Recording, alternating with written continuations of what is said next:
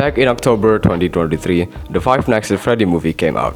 At first, I expected it to be a somewhat decent movie with a proper theme, good characterization, and less of plot conveniences.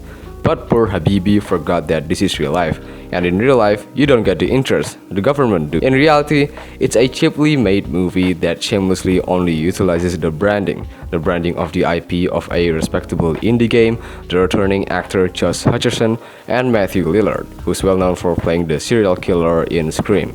My point is, Five Nights at Freddy's movie is a perfect example of a movie that craved branding, and it's just one of the few examples.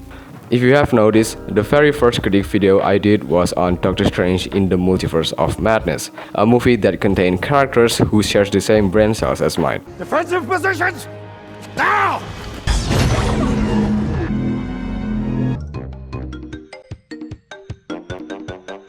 It's also a movie that uses the branding of Sam Raimi. Everything is on how he is a legendary director who made The Evil Dead and good old Spider-Man. That's it. And it successfully tricked a lot of people to watch the movie. So, one common thing about Five Nights at Freddy's and Multiverse of Madness is that both are completely bad movies with good tactic of marketing by branding an IP or an actor or a director that it made huge profit, which means they are capable of producing a sequel without any risk. Obviously, coming to conclusion, surprise surprise, this is still a bad thing. Because if you remember, Mission Impossible Fallout came out and it made over $790 million from a budget of around $180 million.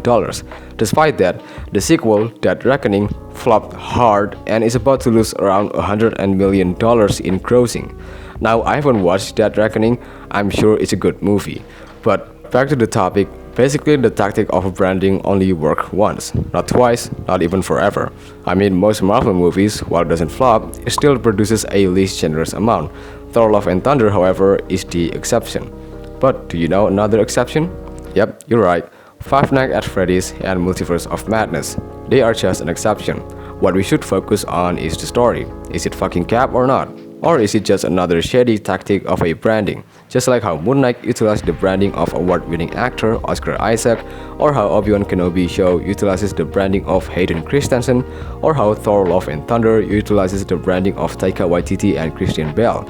And if coincidentally, I've made a critique video on them. This is a scam tactic to trick the audience into watching whatever the movie that made a deal with the devil. By the way, my critique on Multiverse of Madness also focused on the same topic of branding, so if you do want to watch it, link will be in the description below. Anyway, hope you guys enjoyed this brief of rant, and let me know in the comment if my opinions age like the river next door. If you want to support the channel, then don't forget to subscribe, and I'll see you later.